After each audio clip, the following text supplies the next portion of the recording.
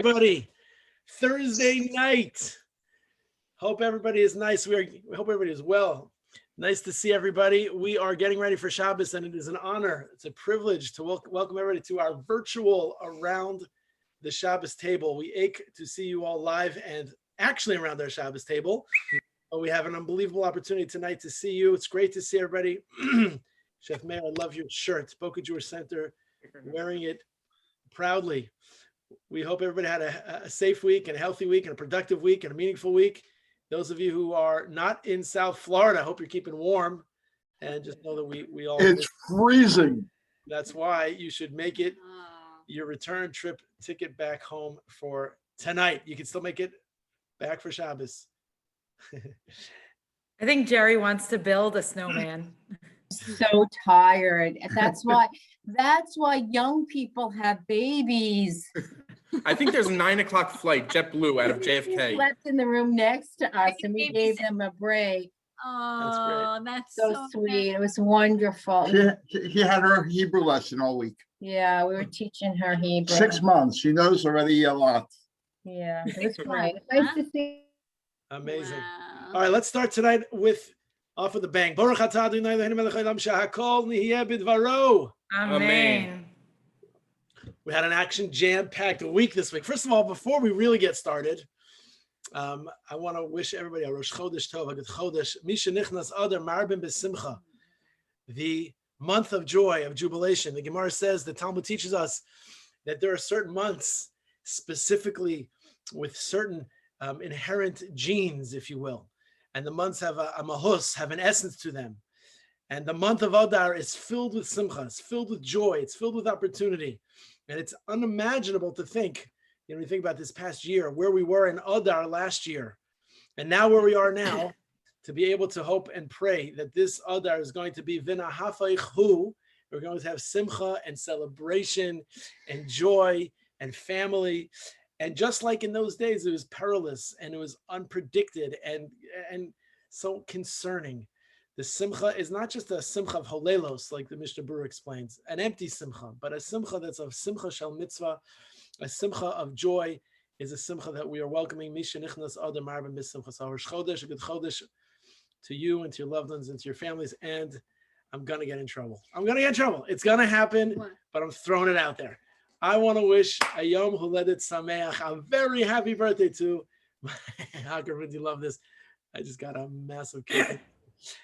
Yom Huledet Sameach to my Eishes Chayot. Hey! Happy birthday, Rebbetzin. Happy birthday, Jennifer. A whopping 3-0. A whopping 3-0 this week. It's 29, isn't it? You skipped a year. Exactly. Yeah, I'm only 10 years older than my daughter. That was very young. So speaking of simcha and happiness, my kids knew that one thing that they can get me for my birthday that makes me very, very happy are French macaroons. Mayor, hold on, Mayor. Do you make we have Chef Mayor, who is a chef, Mayor. Do you make French macaroons? I'm sure there's nothing you can't make.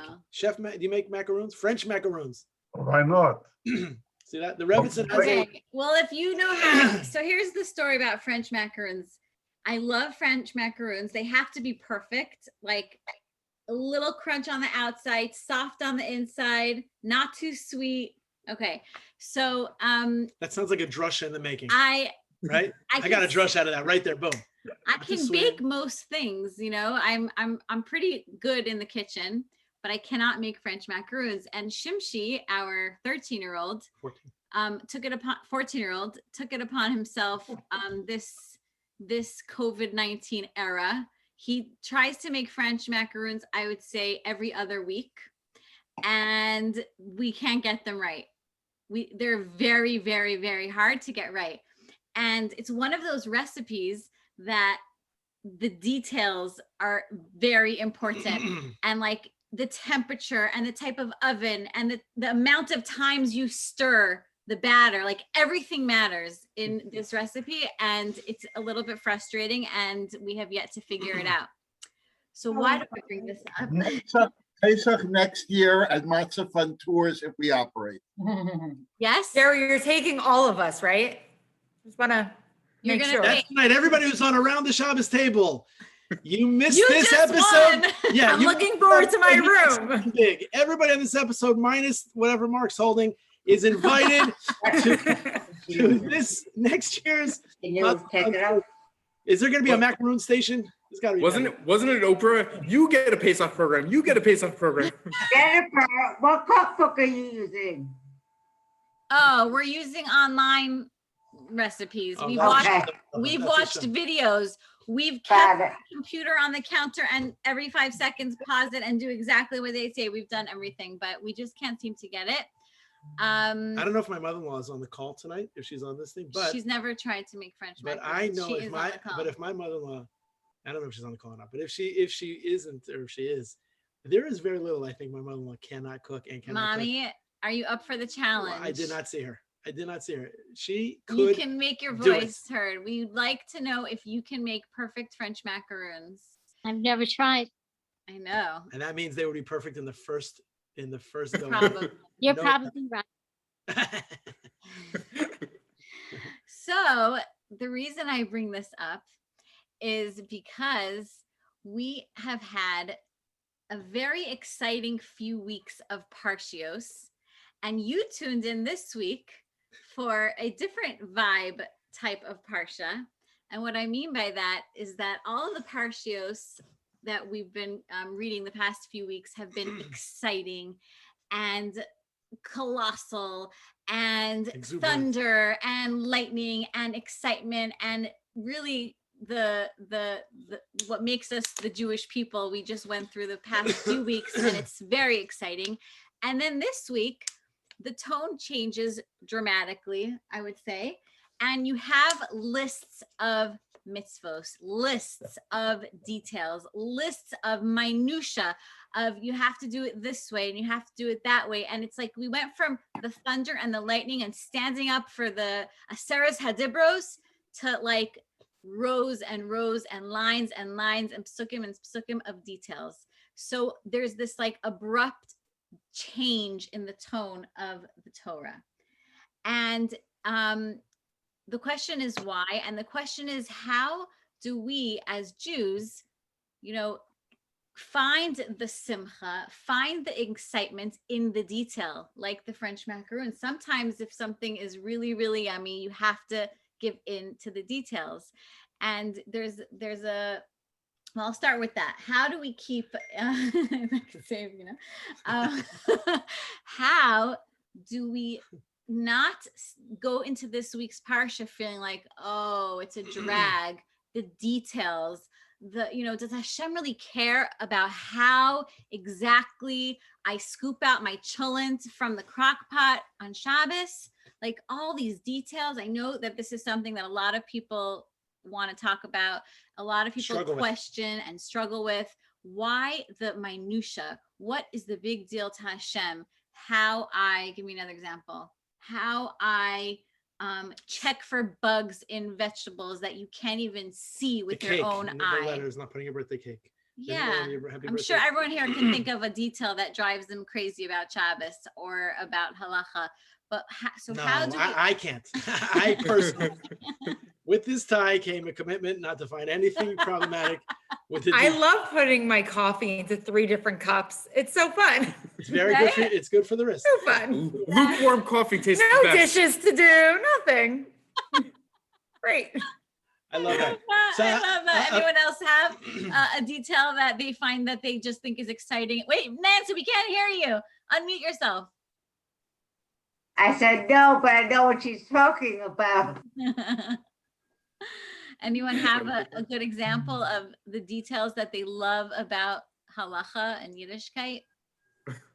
Oh, me? I have thousands. You love every Yeah, I love detail. everything. There's a guy in the shul who likes to, and if he'll be watching this, you know who you are after this recording. You know who you are. When we have a 3-day yontif, like there's some people that they already know the calendar. You know those people. In 2028, there's going to be a 7-day yontif, right? They know where it's coming. Right? There's a guy who comes to shul on 3 day. There's like, Rabbi, I'm like, he looks like he's just like beating up in the alleyway. I'm like, all right, buddy. He's like, you love this. You love this. You need it, right? I'm like, first of all, he's right. I actually do love it, but not for the reasons that he thinks, right? You were born for this. You're meant to love this. I love it because, listen, actually, it's funny, and we should all merit to be able to keep one day living in Eretz Yisrael in the right time, the right way, in Mitzvah Hashem. But it's funny, like when I moved to Israel and I kept one day, I had a big transition because I'm used to keeping 2 days of Yom Tif, and then I kept one day. I don't know. It went too quickly. It went a little quick, before it was over, before it started, it was already over. Now, some of you watched it. I see some with googly eyes, like, wow, before it's Pesach Seder, it's over before it starts. That first Seder, you're done with. I'm thinking already about how to make the second one even better. And it's true. If I had to have a third one, Matthew will forgive me, I would go for round 3. I would. I love it. I love my kids. I love my family. Wait, you would, but what would the Rebbetzin? Totally. Yeah, And totally. if you can't relate to that, you are invited to our Pesach Seder, and you will want more. Okay. You should I'm nap now. very You should nap eagerly now. awaiting this Pesach because we have Erev Pesach on Shabbos. Yes, that's great. Always a fun. So Linda's been at Pesach Seder before. We are so glad we are not running Pesach this year because let me tell you what happens. People are very mocked since our dining room is normally Pesach for Shabbos. They must have challah. So therefore they go up into their rooms and they have their challah. The next morning, we get a telephone call from engineering that there are 29 toilets that are stopped up. Wait, Jerry, not everybody here knows what you do or what you're talking about. For 34 years, we were in the Pesach hotel business. And next Obviously, year, not he's this taking past all year of and us. this year. That's right. And That is 850 guests, 850 guests, some of them decide they must have challah, of course, this year, right? And flush it. And how do? You can't burn the chametz the next morning, Shabbos morning. So their best way to do is they put it into little plastic bags and they flush it down the toilet. And now you've got an engineering department wondering why they're over flooded toilets in these 29 or 30 or 50 or 80 rooms. And with challahs in them. I don't have the same item in it. Challahs. I give you a bracha. You should not have to deal with that anymore. I'll tell you this. There's another part of that. Another part of that is the back end. When the last day is on Friday, and then Shabbos, right? That you have to have your hummus. You have to have your challah. They're hiding it and they're putting it in their pockets and they're putting it in this place and that place. You take Jews away from the food that they like, forget about it. They get grouchy. The minute Pesach is over, if you don't have chametz, the minute Pesach is over, chas v'chalila. Yeah. We joke, but we also do it. Matzah pizza, matzah yantif. I need more. Yeah, nobody can I relate love to that. it. No, I love it. Nobody can relate to that. What are you talking about? I grew up not eating gerbach, so to me, matzah pizza is. Ugh. What'd she say? She's what? I didn't eat gerbachs when I was growing up. It's a good thing she married me. Enjoy it. Wow. I never had matzah pizza.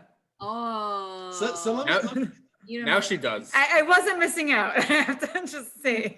So let me tell you the first thing that came to my mind when you're talking about the details and the transition of the parshas. I remember my Rosh Yeshiva when I was in yeshiva. So I remember there was a guy.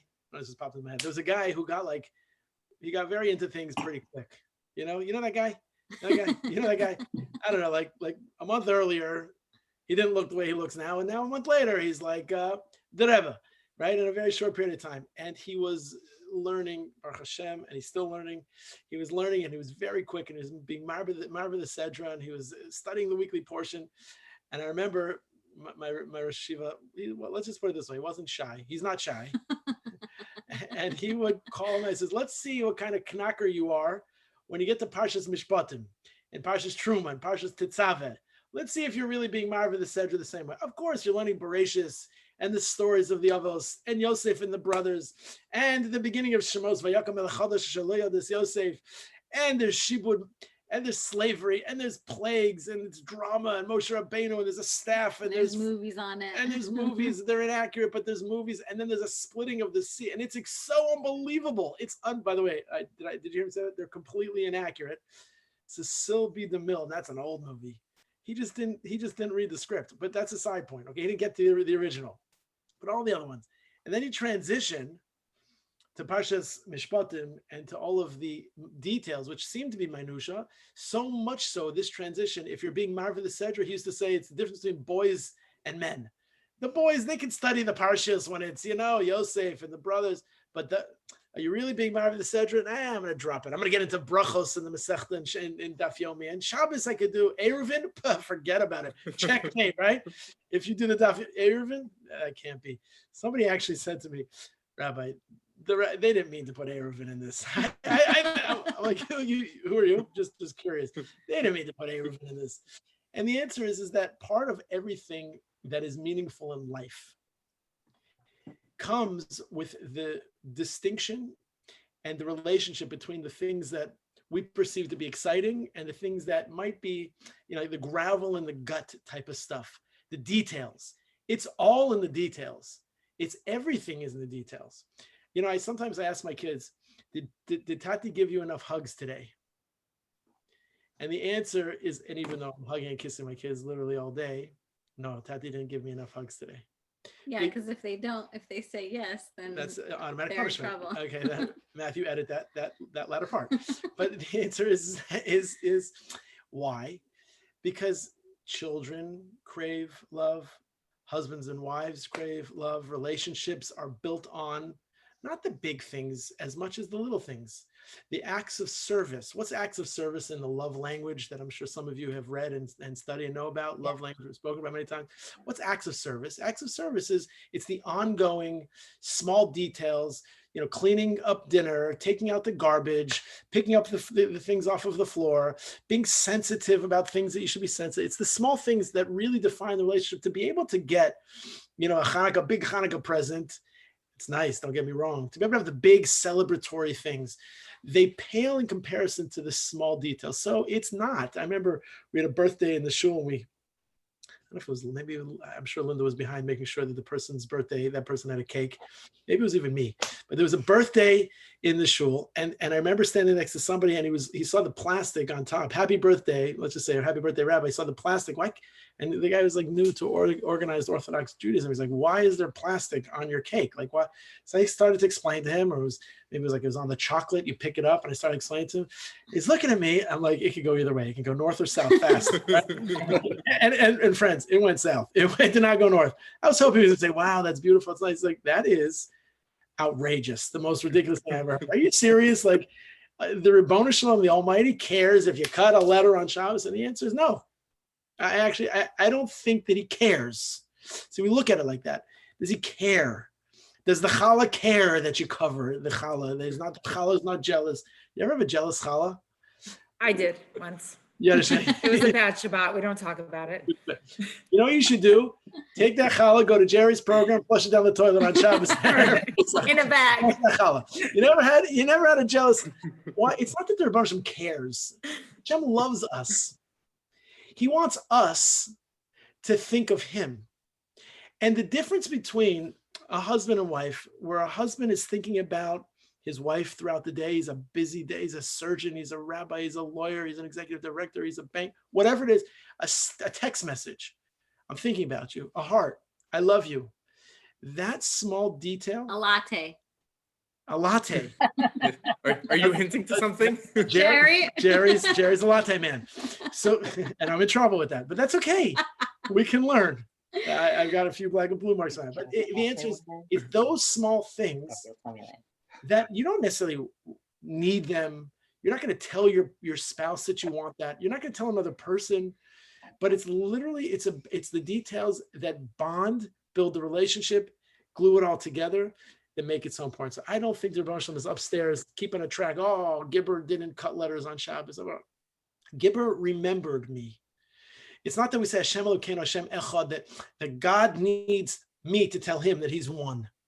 God does not need little Gibber to tell God that God is one. God is one whether Gibber says it or not. That's not true in the world we live in, right? If a guy says, I'm the president, I'm the king, he's only the king if he's got subjects, he's got followers, he's got people that are willing to coronate him as a king, but not the Rebbetzin Shalom. So why do I say Shem Echad? He should know that he's Echad. And if I don't say it, he's not Echad. You know how many Jews there are in the world that they don't say Hashem Echad? They don't daven Shachris, they don't daven Ma'ariv, they don't say Shema Yisrael Hashem Elokeinu Hashem Echad. The answer is not we don't say that Hashem should know that he's Echad. We say it's that we remember that he's Echad. And so therefore, we remember that God is one. That changes my life. That changes my day. That changes every decision that I make. That the things that I look at, the things that I put in my mouth, the words that I say that come out of my mouth. I'm very careful because Hashem echad. Eyes see, ears listen. Everything is written b'sefer nichtavim, as the Mishnah in Pirkei Avos teaches us. 3 things. If we would only think of it: eyes see, ears hear, and everything is written down. So the details are extraordinary, colossal. It's the thunder, it's the lightning, it's the drama. But actually, I'll tell you, that is the more popular opinion and historical rendering of what took place. But actually, I'm sure maybe you're familiar with, there's another definition of what took place at Sinai. Anybody know the alternative that took place at Sinai? The Medrash Rabbi explains, very different from what the Chumash says. And you have to reconcile. There's Pashut Pshat, there's the Chumash. The Chumash says there's thunder and lightning and drama and shofar and scared and shaking and trembling. Ah! And it was like, ah. Thank you, Matthew. Thought you were muted, but you weren't. Yes, there'll be a Lion King showing on the Shabbos table. And you think that, but the Medrash says, you're good and right. The Medrash says something that, no, a little differently. Not that it was loud, but actually that it was silent. It was so silent that you couldn't hear a bird chirp. You couldn't hear the wind blow. You couldn't hear a donkey bray. You couldn't hear anything. You could hear nothing. And the fact to think of the Torah being given in silence and in quiet is so dramatic. I would argue it's more dramatic than the thunder and the lightning, because the quiet, the still silence, it's penetrating. And it makes you think about actually the details of it. The loud noise could get distracting. It's too large. It's too big. The people thought they would die. They couldn't get close. And in the silence, you ever sit in silence? You ever have quiet? I took a drive. No. I took a drive today to and from, unfortunately, to a funeral. And I was driving myself to Hollywood and back.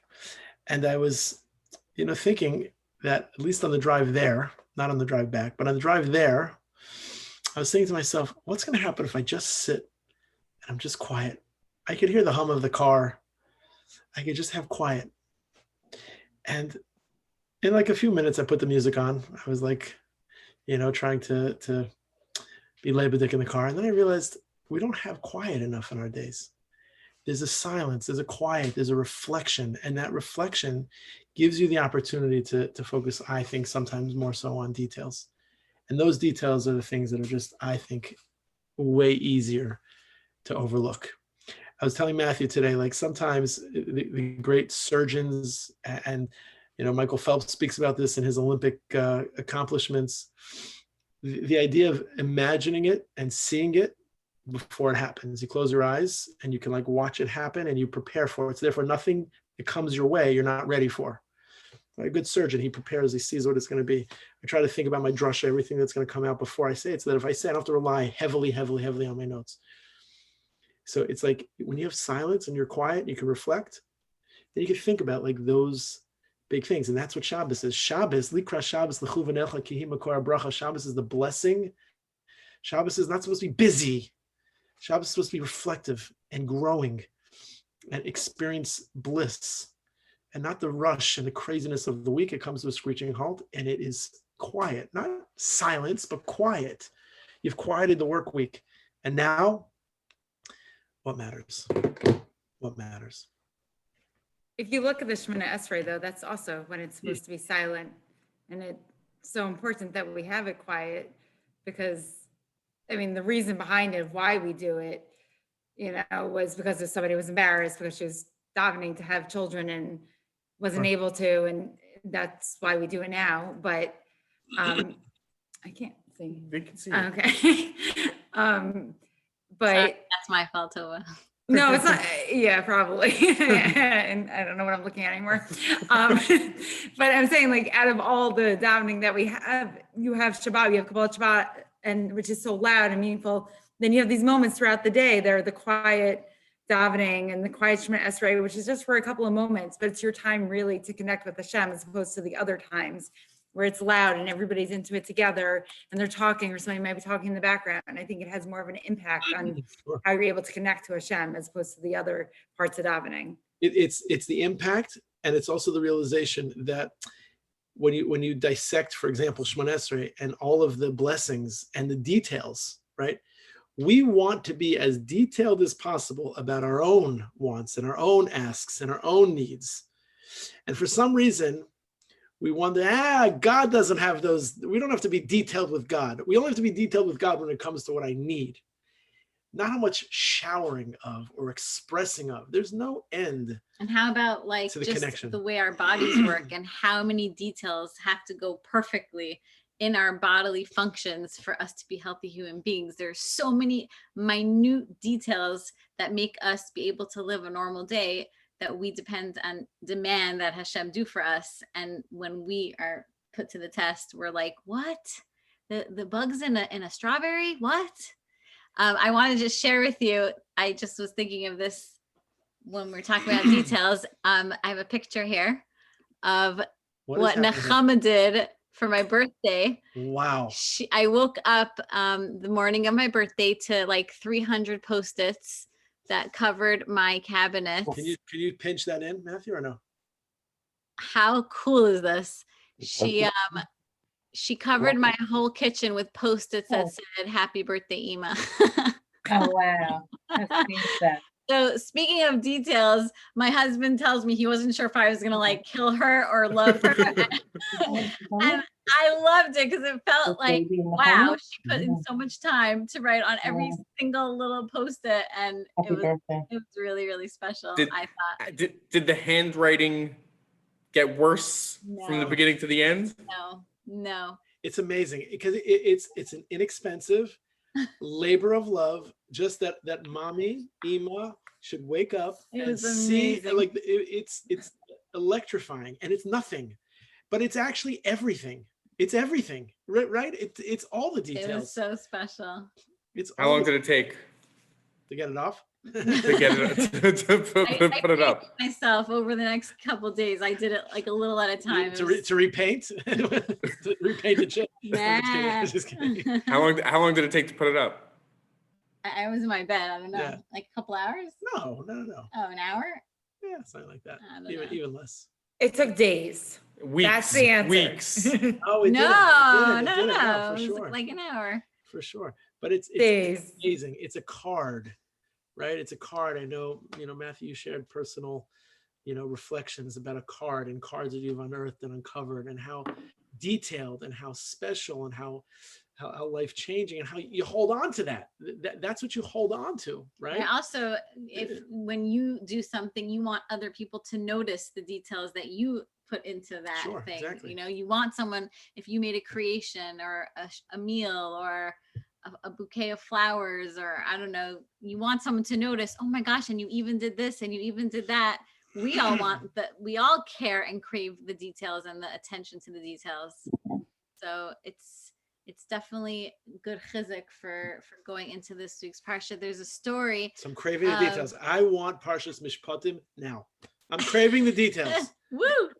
Mission accomplished. There's a story of Drop the mic. Of a fellow who asks 3 men who are in the stone cutting business, and he asks them each, "What do you do?" And one of them responds, "I cut stones." And one of them responds, "I earn a livelihood. I'm earning a livelihood." And the third one responds, "I'm building a palace." And Rabbi Jonathan Sachs, alav hashalom, brings this story in describing this week's parsha. He explains, like what we've been saying, that a person who, let's say, is at work and cutting stones and just like focused on cutting stones, he's probably miserable. He's just like getting through the day, looking at the clock, counting the hours. And then like the next level is the guy who's earning a livelihood, which is more meaningful because he can, bring home food for the family and sustain everybody. But it's also, if that's like your only goal, it could be tiring. It could be detail oriented. It could be a little bit of a drag. But the third person, he looks at his stone cutting as he's building a palace. And that is what Rabbi Sachs explains, that a great motivation, that he is part of something so grand and so beautiful, and that would make his days of cutting stones all the more special. And he says that the reason why we start off the Parshios with all the excitement of Matan Torah and the whole buildup of what we've been doing, because a person needs to have a vision before they can take on any type of journey. So we have the vision, we have Ma'amad Har Sinai, we have the Jewish people leaving Mitzrayim together, crossing the sea, and now we have this goal, we have this, we have Hashem to serve. And now that we have our vision, we start with the details and we cut stones, but we have the vision in our head and we have a plan and we have a goal, and we go through each day knowing that we are part of something so grand and so beautiful. And that is the lesson of the order of the Parshios, and why we can go from that to this and not be let down and not be, oh gosh, this isn't going to be as exciting of a Sedra to go through this week. It gives us the perspective and the excitement of learning the details. I thought that was very, I love that. beautiful. Very powerful. I would actually take that, maybe even almost dumb it down a little bit, because to talk about Rabbi Jonathan Sachs is like the highest level of the highest level. But I would say maybe in a little bit different way, which is same idea, same thing. But let's use a kid's analogy, right? So many of you have heard me say in the past, like whenever I take my kids to Israel, so before we, that moment you're like flying and you're over the Mediterranean, and then you see over the wing, you see Israel, you see Israel the first time, that feeling, you like get like butterflies in your tummy, you're like so excited. Exactly, right, Reb Shlomo? It's like, that's a moment that you like want to jump out of the plane and just like kiss the land, like right there.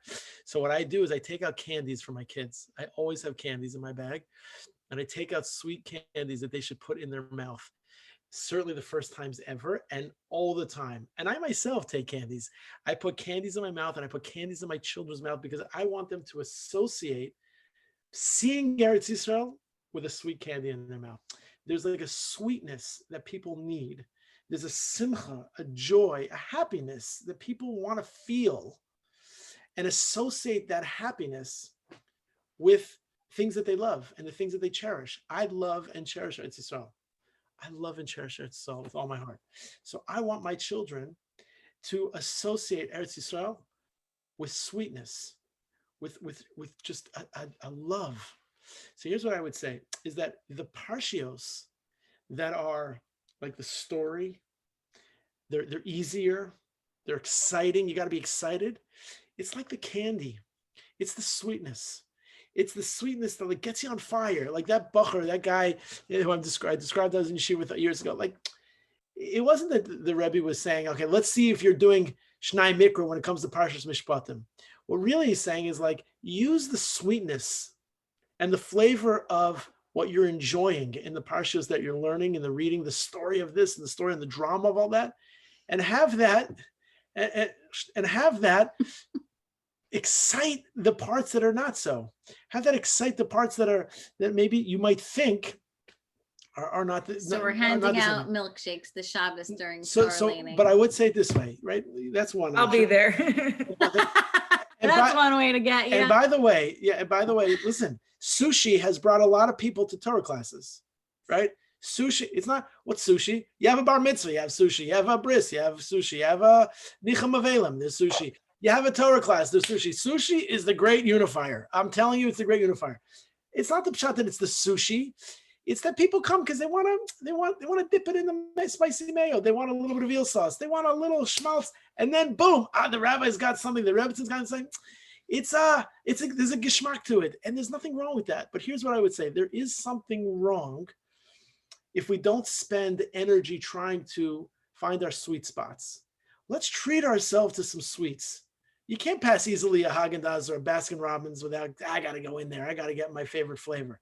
Let's treat ourselves to some sweetness of Torah, some sweetness of Shabbos, some of the sweetness of, of Yontif. So no milkshakes during Laning? Milkshakes during Laning, that's nice, but we can have milkshakes. By the way, and this I feel like you mean like a good Rashi. And you should know.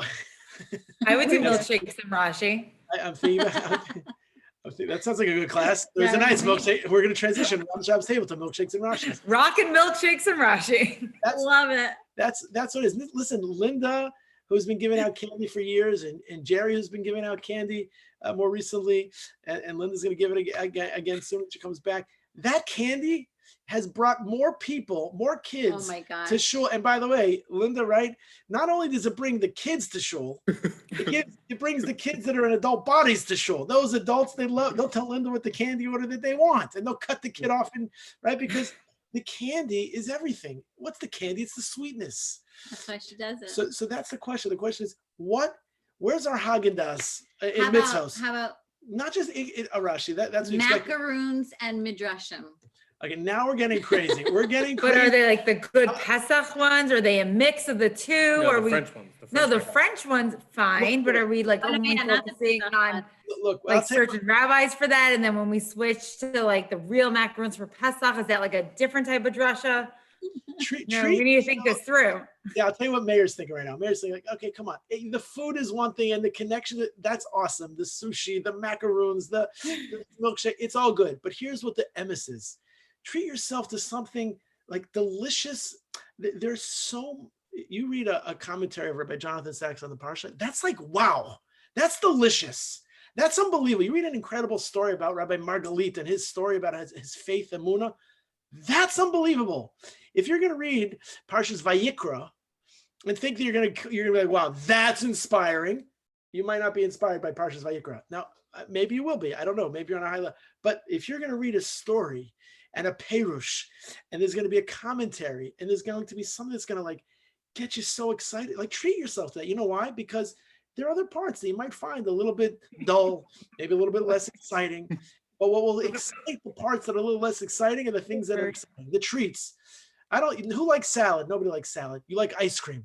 And the ability to be able to like a salad is because you like ice cream. And I like salad. But you get the point. The point is, treat yourself like we treat ourselves to the treats in life that make us feel good. There's so many amazing today, English Svarim.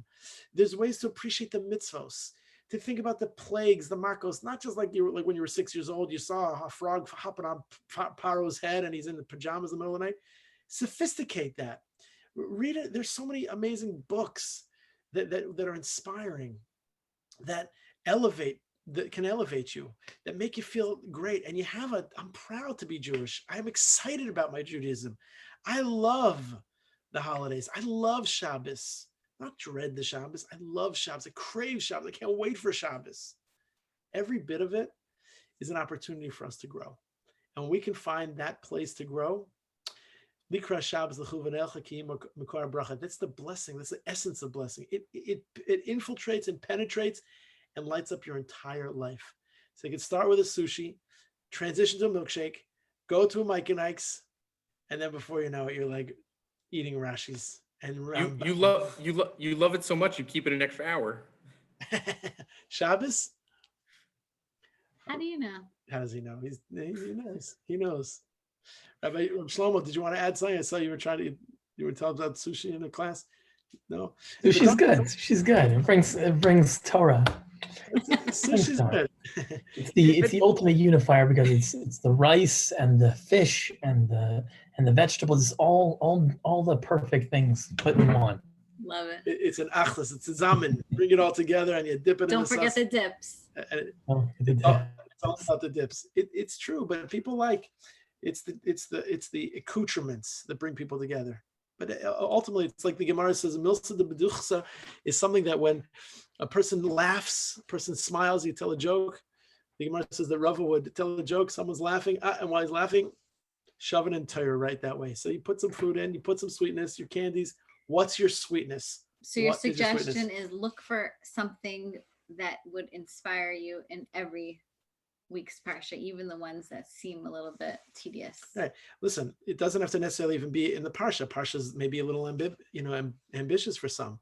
Look for something first. Start with something that's inspiring, something that will light a fire. It could be an amazing book. I mean, listen, my brother Charlie Harari wrote an amazing book, Unlocking Greatness. That's a must read. Why? Because it's real. He talks to real people. He talks like a real person, and he writes the way he talks. And it's like, it's captivating, and it's actually inspiring. You read the life story of Rabbi David Trank from Adelphia Yeshiva in New Jersey. And that book, how he loved Talmidim, and he gave to students, and he sacrificed, and he built to students. I mean, there are inspirational stories. Those are just books. But yeah, sure. So you're saying by reading those things, you come to appreciate the details? I think that what you do is you feel excited about Judaism. And when you feel excited about Judaism, just like, I mean, the metaphor that the Rambam uses is a man and a woman. When a man's in love with a woman, all he wants to do is he wants to be focused on the details of flowers and her favorite dinner and the favorite song. And he just saw her, but he wants to see her again, and he can't wait to talk to her again. When you love and lust, you crave and need. So I'm saying that when there's a lot of Judaism that's not on fire, a lot of Judaism that's lethargic and tired. It's tired. And we need to wake it up a little bit. And it's not just wake it up by listening to the shofar. Good, that works for some. Wake it up by finding some sweet spot that will, not just your sweet tooth, but your neshama has a sweetness, that your neshama is craving something sweet. But isn't that what like the midrashim do? And the fact that we have this, the pashat is like the main meal that you're sitting and you're eating. You're like, it's great and it's really good, but I feel like there's something missing. And then you get into the midrash, and it's just this whole new world that you wouldn't have been able to enjoy the full main meal with until you had that midrash, where it takes you to a whole different level of the meal. Absolutely. And you're learning something new, and you're enjoying it in a different way you wouldn't have enjoyed just the main. I love it. Whether it's the Medrash or it's Rashi or the Ramban or Tosfos or Gemara, whatever it is, but 100%.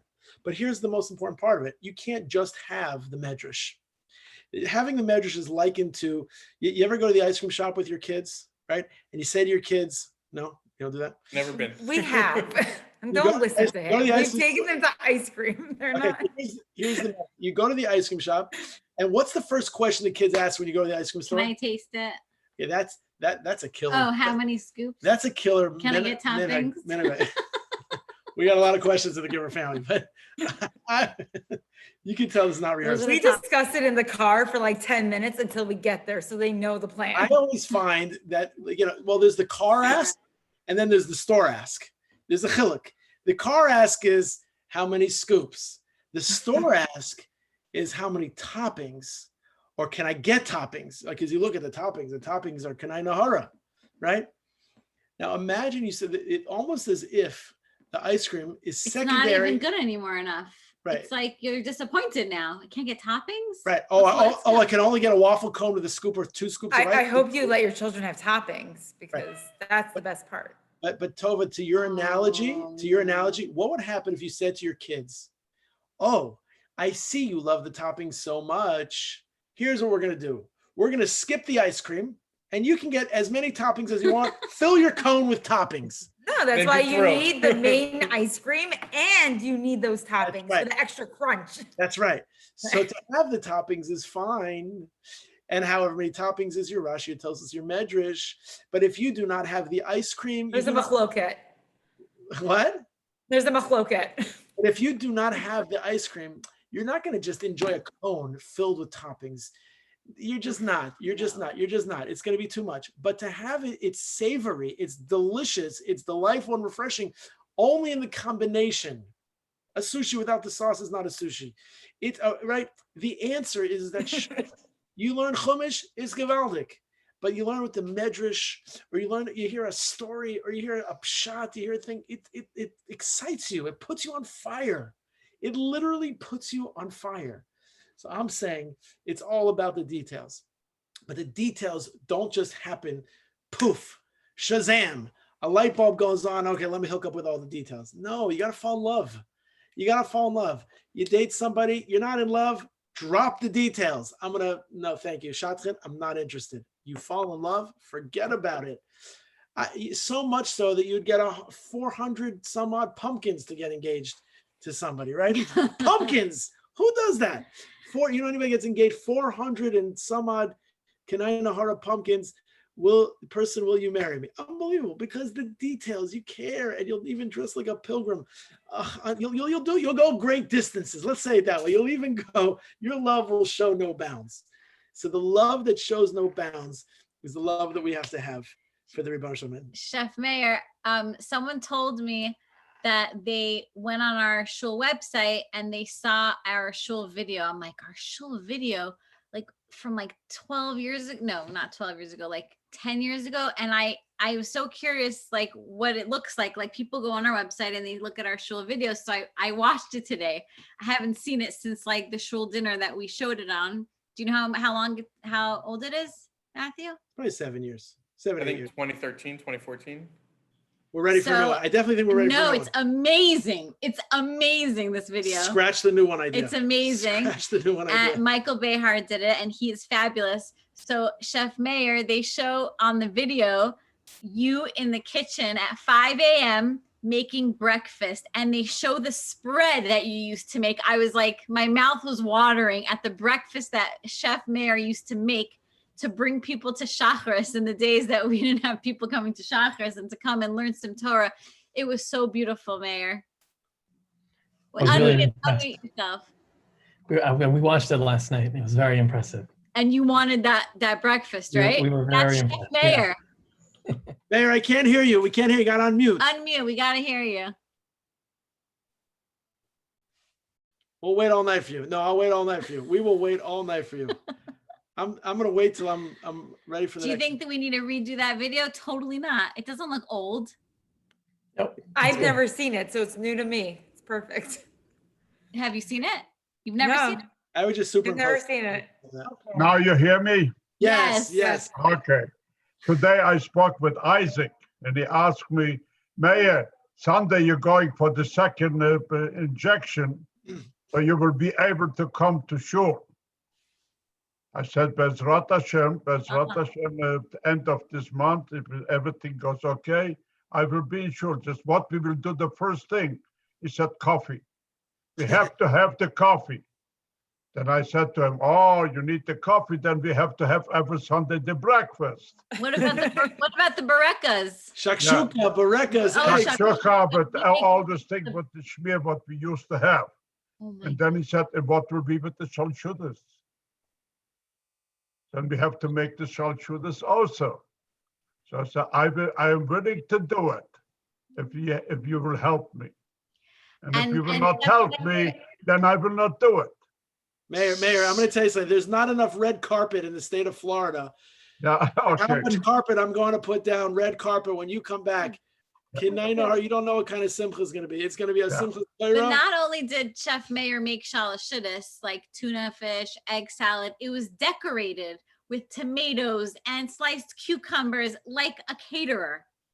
Jerry, you would be blown away at his presentation of his shalashidis. Unbelievable. Jennifer, Right? can I say something? What's the matter? Please. I'm not finished. Oh, okay, he's not finished. I'm not finished. You asked about the macarons, Oh, the French macarons. Okay, that you have to make first the egg whites with the convection sugar. That's my right, God. Beat it up. That should be very stiff. right. Coconut, grated coconut, and grated almonds. Everything mixed up. That should be enough stiff dough. Bad. And then with a pastry bag, you put it on the sheet with parsnip paper, parchment paper. Then you will get the brown macaron. And if Linda is hearing me, she will approve it also. And then you Linda, have you know how to make them? what? Yeah, but he's got them mixed up with the Pasadena ones. You don't need You don't you need don't need coconut Just French almond macaron. flour. Fine. Coconut you use for macarons, you use coconut. But there's macaroons and macarons. It's two different things, Mayor. I'll send you a picture of what the other one is. Okay. Then it's the I'm baked tasteful. Alaska. Then you have the baked Alaska. Yes.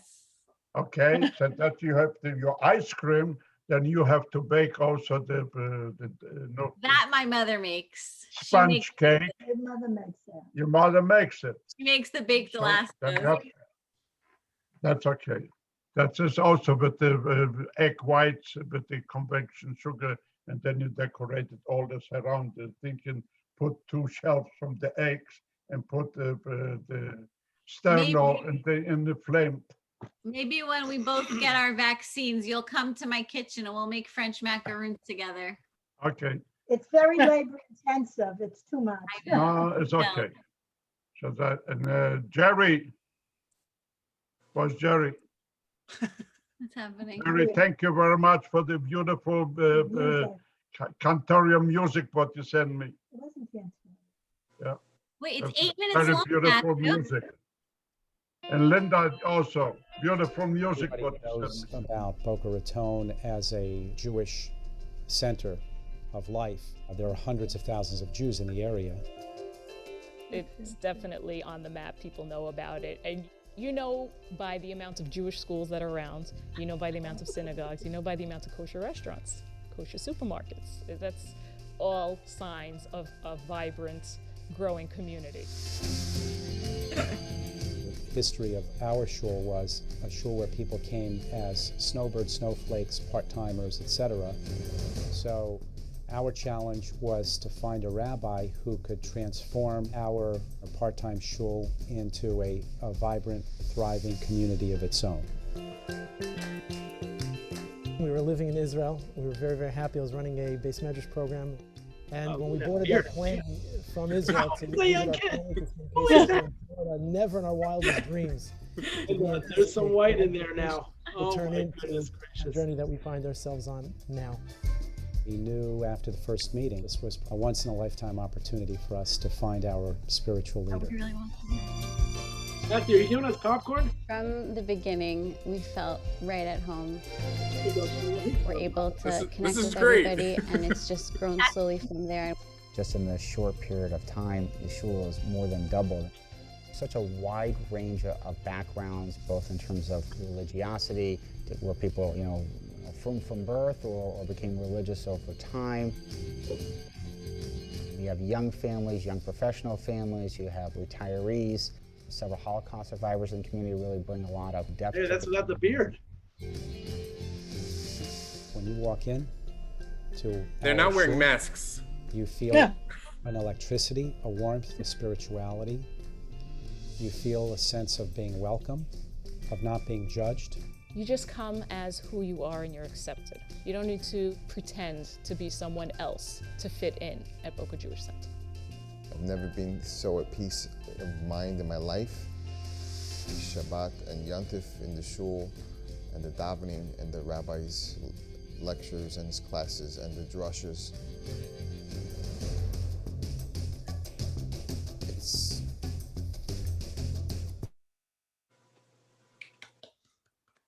Bravo. We should have fast forward to the Mayor chef part. mayor part, but okay, next time. You have to swap in the restaurant names. Right, and the kosher market. Matthew, show us the mayor part. Show us the mayor part. Ruthie, did you want to tell us something while he looks for the chef mayor part? Yeah, I did. My son is a baker. And I asked him, I texted him, and he said it's not easy to make what you want. No, It's not so easy. no, that's what I'm seeing. It's not so easy. It's very temperamental, and it's you have to get every nuance perfect. our dear chef mayor, who is a Holocaust survivor, is already cooking in the kitchen breakfast Oh for my us. You roll in. Look at that. Talmud and Gemara with the rabbi. In a 6:30 slow-mo. and the shul's bustling already. Amazing. That He's already cooking in the kitchen breakfast for Amazing. Look at that shakshuka over there. Amazing. Bezrat Hashem, That Bezrat. doesn't sell it. Nothing else will. Yeah. That's it. That's what it is. Mayor, we are going to literally light Boca Raton up in lights when you come back. Oh my goodness gracious. You and everybody, when you're able to come back, and Linda and Nancy and everybody to come back, it's going to be something else. It's going to be unbelievable. Thank you so much for joining us tonight, everybody. Thank It's you. so nice to see you all. We miss you. Thank Stay you very warm. much. Stay happy. Cool. Stay happy. Rosh Chodesh Tov. Chodesh. Everyone should be happy. Everyone should be well. Stay safe. Amen. Good Chodesh. Good Shabbos. Thank you. Love you all. Shabbos. Great to see everybody. Good Shabbos to everybody. Happy Shabbos. Yes, you too. Gesunden Shabbos. Shabbos. Good Shabbos. Okay.